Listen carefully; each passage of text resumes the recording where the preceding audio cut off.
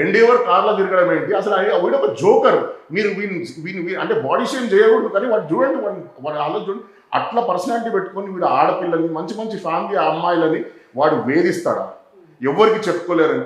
మన సిస్టమ్ కూడా చూడండి దరిద్రం ఎట్లుంది. పోలీసు వాళ్ళు ఎంతమంది షీ టీమ్స్ పెట్టినా కూడా, ఎంతమంది ఉమెన్ అండ్ చైల్డ్ వెల్ఫేర్ ఉన్నా కూడా, ఎప్పుడైతే ఆడపిల్ల కన్నీరు పెట్టుకొని చెప్పుకోలేని బాధపడతా ఉంటుందో అప్పుడు దాకా మన దేశంలో పోలీస్ వ్యవస్థ ఫెయిల్ అయిపోతుంది 100%.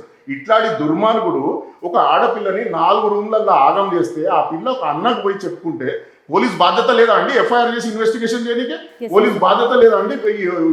కాల్ రికార్డ్స్ తీసి చూడడానికి, నువ్వు అసలు ఎందుకు మాట్లాడావు అడగడానికి పోలీస్ బాధ్యత లేదా? అసలు నీ రౌడీ షీటర్ని నీ ఇన్కమ్ ఎట్లా వచ్చిందని అని అడగడానికి, రోడ్డు మీద సైకిల్ దొంగతనం చేసిన రౌడీ షీటర్ని పట్టడానికి కుక్క తొంగడు దొంగతారు ఈ పోలీసు వాళ్ళు. వేల కోట్ల రూపాయలు వీడు స్కామ్ చేస్తుంటే తీసుకెళ్ళి అడిగే బాధ్యత లేదా ఈ పోలీసు వాళ్ళకి?